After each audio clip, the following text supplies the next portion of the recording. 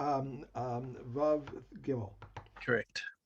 Onions on which rain has fallen and which have sprouted, if their leaves are black, they are forbidden. If they become green, they are permitted. Reb Chanina ben Antignio says if they can be pulled out by their leaves, they're forbidden. The like of these in the eighth year are permitted. From when may one buy vegetables in the eighth year? Once the same kind has ripened. If the earlier ripener has produced, the late ripener is permitted. Rebbe permitted to buy vegetables immediately after the end of the seventh year. One may not take out oil that must be burnt, and 7 year produce from Eretz Yisrael beyond Eretz Yisrael. Reb Shimon said, I heard expressively that one may take them to Syria, but not beyond Eretz Yisrael. Okay. By the way, I showed quickly that article to my son-in-law about the Shemitah, and he Mm-hmm. said he doesn't think it's so much that he thinks what he says is, we really don't know when Shemitah started. We really, because after the So last what article are we talking about? that article about Shemitah that the farmers wanted to see if they could delay the Shemitah. I Oh, meant I haven't seen it yet. I haven't. You had the Jerusalem Post or No, I mean, I don't get any newspaper. I just look at news online when I look at news. I try oh, to avoid news most of the time. so he said, but we really don't know when Shemitah. We know it began, but we don't know there was a break there for a while because of the lands that were conquered and a whole bunch of things. So he said they're really maybe what they're saying is since we really don't have a definite 100% time that it started, the second time, whatever, that maybe they want to push it off because maybe that's really not the real time. Maybe the seventh year is not the real seventh year. So that's what he just skimmed the article. He said maybe that's what they're going for. Mm. Yeah. Um, it's grasping at straws, I think. Yes. That's what it sounds. It sounds like grasping at straws. Look. You know, who am I to judge? I'm not a farmer, and I don't know what it's like to have to keep a shemitah. Um, but yeah, okay. I All right. can't comment further on that. Oh, we're All on right, the Mishnah Vav. we we we Um, we get information because we're on the recording about that. So yeah. okay, We'll see if anyone else is listening to the recordings. Rav. Vav, ein mevin truma michutz laaretz. Okay, so this is now in the reverse direction. We know that there are lands like Syria. We saw that also in Babel and in Mitzrayim. They and Ammon and Moab as well. We saw as well. They instituted taking trumas and masters from produce. Now you have a problem with truma. In what's the first intrinsic problem that you have with taking truma in chutz laaretz? Is that it's eretz ha'amim, Mm-hmm. which we also paskin is tame. We saw this in Oalos that if somebody goes into chutz laaretz, he automatically becomes tame. We saw with Helenia Malka, who proclaimed a Naziris on herself for 7 years, and she kept it in chutz laaretz, and she came back and Another Beis seven. Hillel told her she has to do the whole 7 years again. Mm. Um, so the giving truma in chutz laaretz is a bit problematic because the kohen can't eat it pataro. I mean, what he can do, he can still feed it to his animals. If it's oil, he can burn it and use it like that. But we also see that ein mevi truma michutz laaretz that you're not allowed to bring truma from chutz laaretz into Eretz Yisrael. And what's the reason? According to Yerushalmi, in order that the kohanim from Eretz Yisrael shouldn't go out of Eretz Yisrael in order to get truma from there, say, and bring it back into Eretz Yisrael, um, because um,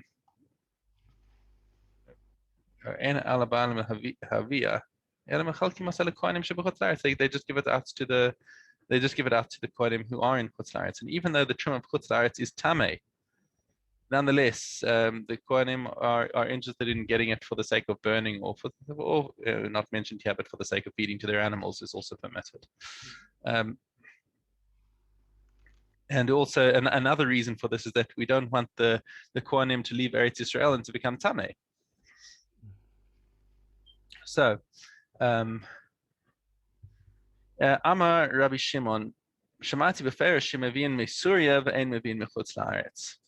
he says that Surya is different. So just like he said in the previous Mishnah that Surya is much closer to Eretz Israel than the other, and he says there's a lot more latitude given to Surya. Um, but the Chachamim disagree, and the halacha does not follow Rabbi Shimon. Okay. Perek Zayin, Klal Gadol Amru B'Shvius. So I said a general principle about what does Shemitah apply to and what does Biur apply to. Remember, we have this principle that when once produce is no longer freely available in the fields, if you've got some in your house, then you have to do Biur on it. You have to take it out and be mafkir it and allow anyone to take from it. You can take it back yourself as well. And we had this machlokes tanaim about whether it has to be whether only aniyim are allowed to take it or whether he can take it back himself. But the halacha is that he can take it back himself anyway. So the klal that we say about Sheviis, kol shehu machal adam or machal behema umimin tzovim, whether it's human food or animal fodder or even for dyes, ve'eno miskayim ba'aretz, and it does not stay, it does not preserve in the field. Yesh lo Sheviis v'ledamav Sheviis, then it is subject to the laws of Shemitah, right? And its money has Sheviis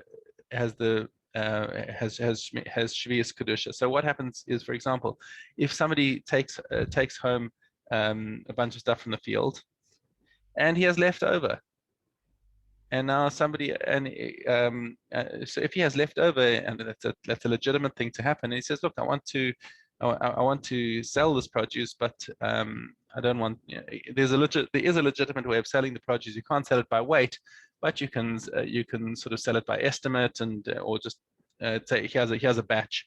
I've got a bushel of wheat over here that I didn't use. Take this bushel for however much. Now, what happens is if he gets the money and he hands over the bushel remains Sheviis produce. It remains with kedusha Sheviis, but the money that he gets also now gets kedusha Sheviis. So that's caught on. And if he then goes and takes that money and buys a chicken, and shechts a chicken, that chicken now has now got kedusha Sheviis. The money is chulin. The money, only the original produce retains its kedusha forever. But once you start purchasing things with that money, so now you've got a shemitah chicken, okay, and all the laws of not wasting apply to that. Okay, so now that's so it's got Sheviis and its money, its monetary value has got Sheviis. Yesh lo biur ula demav biur, and not only that, but if it doesn't last in the ground, then it's subject to the laws of biur. Then it not only does it have to be disposed of, but if he sold it, and now he's got the money that he sold the fruit for, and the Zman Biur has come out, then he has to be mafkir the money as well.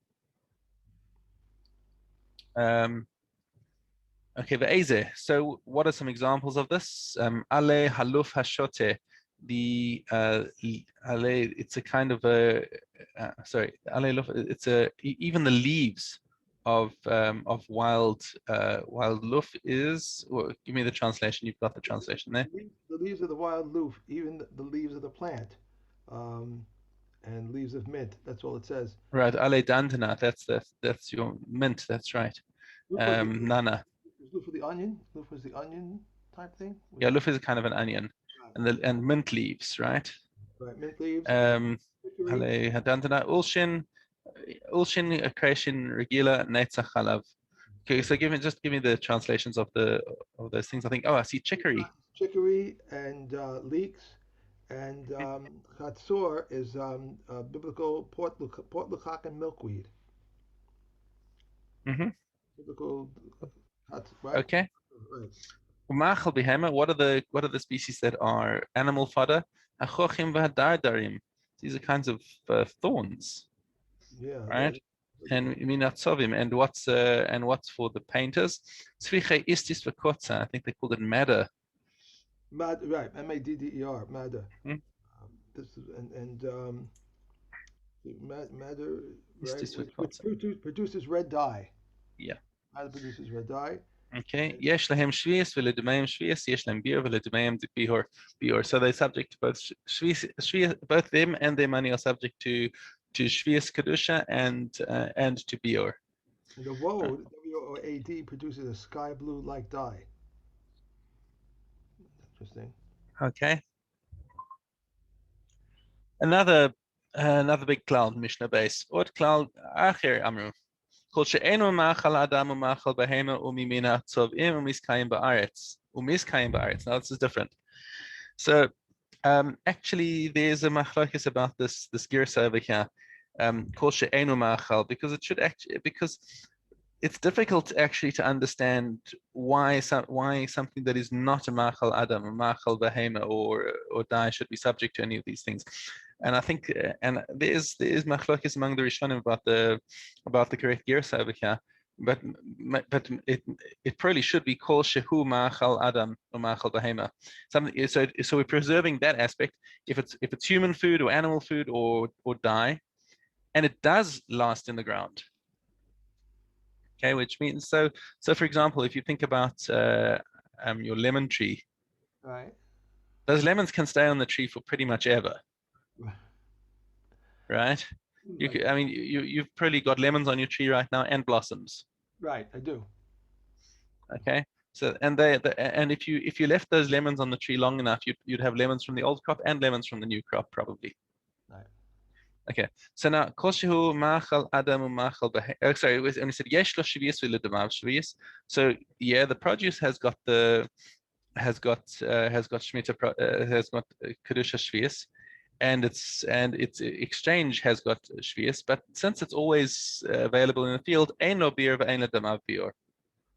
So there's no union of biur at all by produce that remains in the field, because the whole idea of biur is that if it's not available in the field, then you're not allowed to hang on to it yourself. Right. But now this is all available in the field always. Eizehu. So what examples do we have? Ikar haluf hashote, the root of the wild luf. The ikar hadandana, and the root of the what do we say dandana was again? It was It's mint, and then heart's mint. tongue, and then after that is a heart's tongue. And a heart's tongue. Okay. Yesh lehem shvius v'ledumeim shvius. Okay. Yeah, a heart's tongue is a thorny plant. Right. Isn't it an animal? Isn't there an animal called a heart? That's right. But it's just sort of like you have animal plants named after animals. Right. I can't think of any, but what about a dandelion? No. Sorry.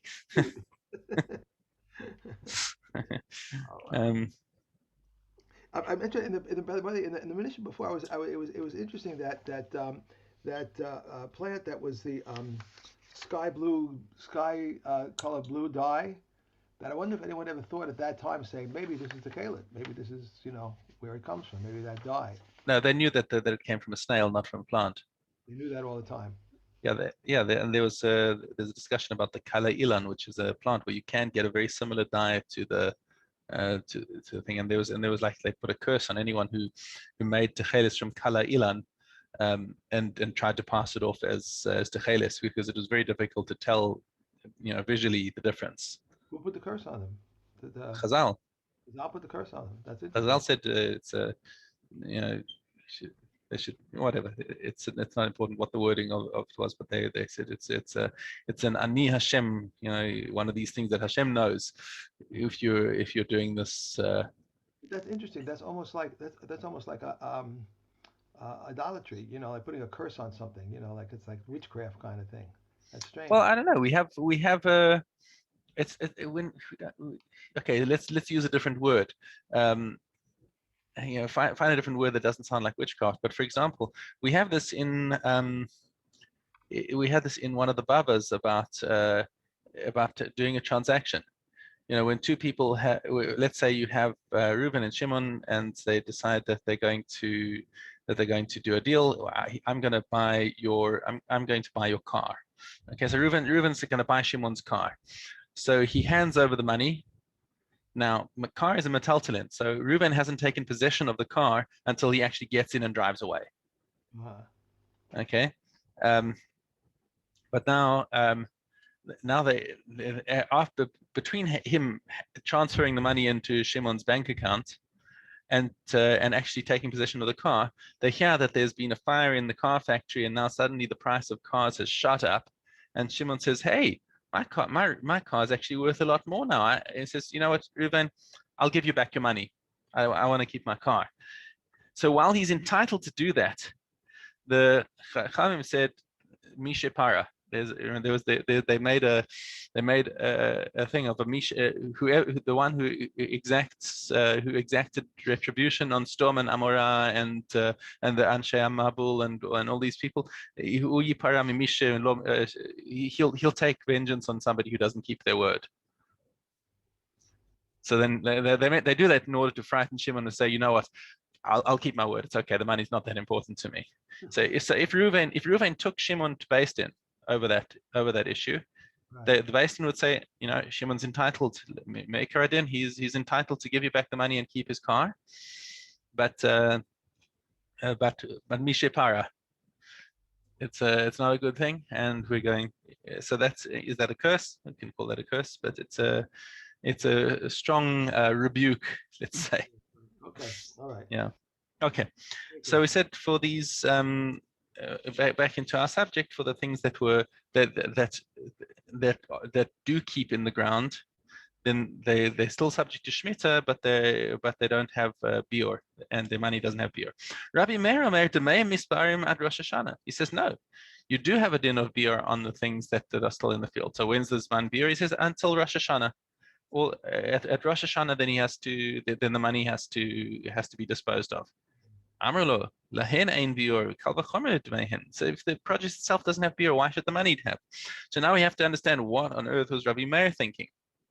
Okay, so rise Rabbi Meir Machmir. If you take a look at the last comment in Kahati, he says he's Machmir on the money more than the produce itself, because the paris themselves are recognizable that nobody's gonna do sechora. They're not going to trade in it. However, the damim, the money is not recognizable. It could be money from something that does have beer. It could be money from something that doesn't have beer, and therefore you have to be concerned that maybe he's going to do trade with this money, and instead of using the money to buy some food that'll get Shemitah produce, he'll use the money to trade on the stock exchange or whatever it is, and therefore he says you do have to have a din of beer on the money. However, the halacha does not follow Rabbi Meir, and the money does not have a din of beer.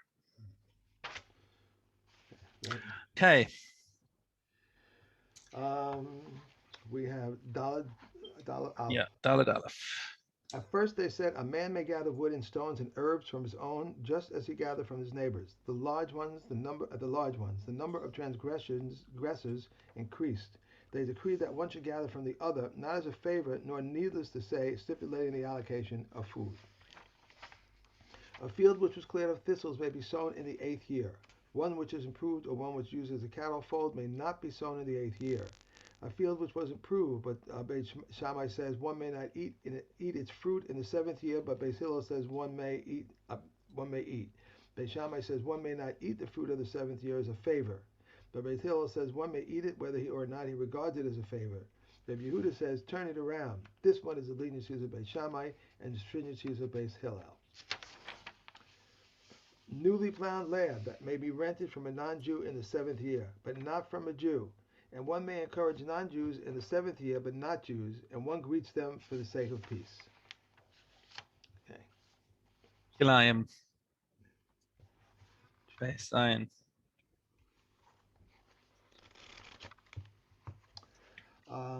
If a point of a wheat field entered into one of barley, it is permitted, because it is evidently the end of the field.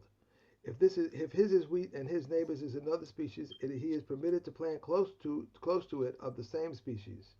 If his is wheat and the neighbor's is wheat, he is permitted to plant close to a bed of flax, but not a bed of another species. Reb Shimon says, especially in linseed or any other species. Reb Yossi says, even in the center of his field, it is permitted to test with a furrow of flax. One may not plant close to a grain field, mustard or safflower, but one may plant close to a vegetable field, mustard or safflower. And one may plant close to a fallow field, or a plowed field, or a stone fence, or to a road, to a fence which is 10 tefachim high, to a ditch which is 10 deep and 4 wide, to a tree which overshadows the ground, and to a rock 10 high and 4 wide. If one wishes to lay out field in patches or differing species, he may make 24 patches in a Beit Sa'ah, each patch one Beit Rova, and sow in it any species he wishes. If there were 1 or 2 patches, he may sow them with mustard. 3 he may not sow them with mustard, because it looks like a mustard field. So Reb Meir. But the Chachamim say 9 patches are permitted, 10 are forbidden, and Reb Eliezer Ben Yaakov says even if all of his field is a Bet Core, he may not make it more than 1 patch. Okay. We have all those diagrams. Yeah. Okay. Okay, we Caleb. start Tavul Yom today. All right. Okay. Aleph. If one gathered portions of challah with the intention of separating them later, and they clung together, Beit Shammai says it's considered a concoction in regard to Tevel Yom. But Beis Hillel says it is not considered a connection. Slices of dough that cling to one another, or loaves that cling to one another, if one baked a flat cake on top of another flat cake and they became stuck together before they have formed a crust in the oven, froth of water that is hollow, and the first froth of split beans, porridge, and the froth of new wine. Rabbi Yehuda says the same applies to froth of rice. Beis Shammai says it is considered a connection for a Tevel Yom.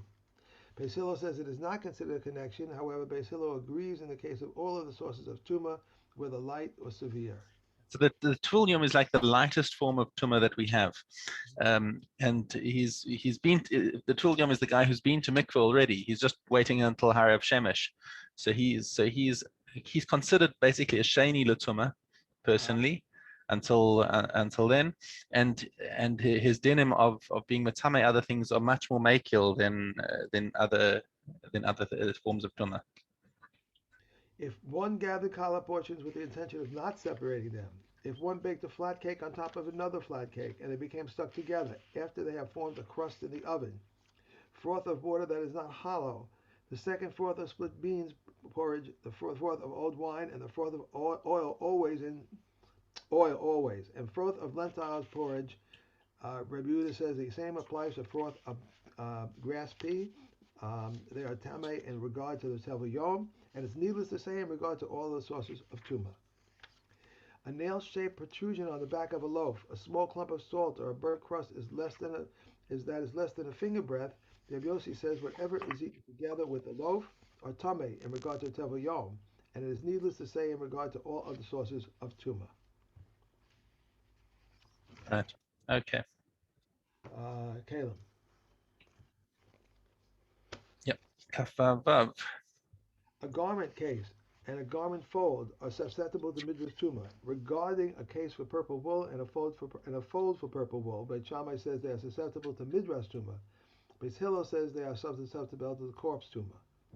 A hide that one made into a cover for a utensil is tahor, but one used for weights is tameh. Rabbi Yossi, in the name of his father, rules tahor. Wherever further processing is not lacking, thought renders utensils tameh, and whoever further processing is lacking, thought does not render utensils tameh, except for a saddle cover. Regarding hides of a householder, thought renders them tameh, but regarding hides of a town, a thought does not render them tameh. Regarding hides of a thief, thought renders them tameh, but regarding hides of a robber, thought does not render them tameh. Reb Shimon says the opposite.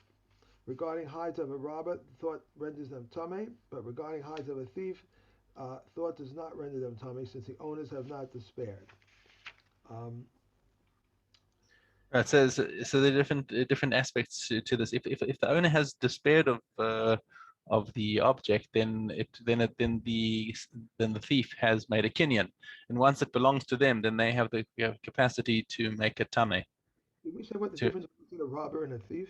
Yes, the robber is somebody who steals from somebody in front of them. The robber sticks a gun in his face and takes it off him. The thief sneaks in and takes it. That's right. Okay, we have Sheviis and we have over here, Dalid Gimel. What is the case of the oath of the testimony? If he says to him, "Come and testify for me," and they reply, "We swear that we do not want to know any testimony for you," or they say to him, "We do not know any testimony for you," and he says, "Adore you," and they reply, "Amen," they're liable. If he adored them 5 times outside of court and they came to the court and confessed, they are exempt. If they denied, they are liable for each one. If they adored him 5 times before the court and they denied, they are liable only once. Reb Shimon says, what is the reason? Because they cannot retract and confess. Right, because once you've given testimony in Beis Din and said, I don't know, then the Beis Din doesn't allow you to recant. So that's one of the big differences between a Beis Din and the contemporary court, is that once Kevin Jehigid, Shuv Eino Chozer Magid, you can't come and contradict your previous testimony, because then then you basically disqualified yourself to believe the first version or the second version. If they both denied simultaneously, both are liable. Consecutively, the first one is liable and the second one is exempt. If one denied and one admitted, the denier is liable. If there were 2 pairs of witnesses and the first one denied and then the second one denied, they are both liable because the testimony could be upheld by either of them. Right, so in order to be liable for the Shavuos Eidos, your Eidos must have been able to make a difference.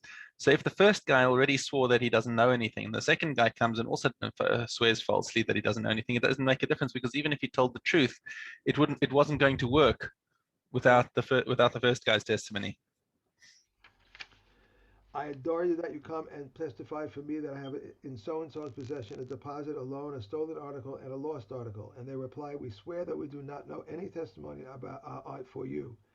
They are liable only once, but if they reply, we swear that we do not know that you have in so-and-so's possession a deposit, loan, or stolen article, and the lost article, they're liable for each one. Right, because in each count, so if it depends on how they phrase it. If they just phrase it as a single thing, I don't know anything, that's only one. If he says, I don't know anything about stolen articles, lost articles, deposits, it's at each one of them he's chayav on. I adore you that you come and testify for me that I have in so-and-so's possession a deposit of wheat, barley, and spelt. And they reply, we swear that we do not know any testimony for you. They're liable once. But if they reply, we swear that we do not know any testimony for you that you have in so-and-so's possession wheat, barley, spelt, they're liable for each one. Okay. Rosh Hashanah.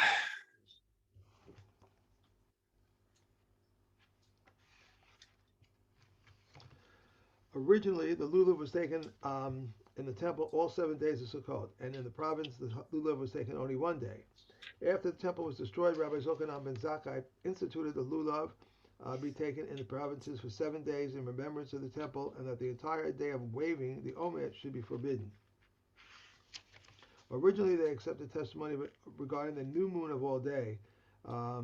Once the witnesses were delayed in arriving, and the Levium blundered in the daily hymn, so they ordained that they should accept new moon testimony only until Mincha, and that if witnesses come from the Mincha onward, that they should be kept holy, and the next day should be kept holy. After the temple was destroyed, Rabbi Yochanan ben Zakkai instituted that they accept the new moon testimony all day. Rabbi Yeshua ben Karcha said, this too did Rabbi Yochanan ben Zakkai institute, that even if the head of the Beit Din should be in another place, the witnesses should only go to the place of the assembly. This is the order of the blessings. He recites the blessings called patriarchs, the blessing called powers, the blessings called holiness of the name, and includes the kingship vessels with them. But the person designated to blow does not blow the shofar. He recites the blessing of the holiness of the day and blows, remembrance and blows, shofaros and blows. Then he recites the blessing of the sacrificial service, the blessing of thanksgiving, the blessing of the Kohanim. These are the words of Rabbi Yochanan ben Nuri. Said Rabbi Kiva to him, if one does not blow the shofar at the beginning of kingship, why does he mention it? Rather, he recites the blessing of the patriarchs, the powers of the holiness of the name, and then includes the kingship with the blessings of the holiness of the day and blows. Remembrance and blows, shofaros and blows. Then he recites the blessing of the sacrificial sacrifices, the blessing of thanksgiving, and the blessing of the Kohanim. Right, and that's the halacha that we follow, as you know, from the Musaf of Rosh Hashanah, that after the first 3 brachas, then the Malchias is with the Kedushas Hashem, he blows the shofar, then Zichronos blows, and Shofaros he blows. Okay. Rosh Hashanah is so important, and it's such a short Masechta. Yeah. Look at it that way. Yeah. All right. Have a great day. Enjoy. Yeah. Enjoy. Okay. Okay. Be You too. well. Thank you. I'll see you tomorrow. Positive. Bye. Bye.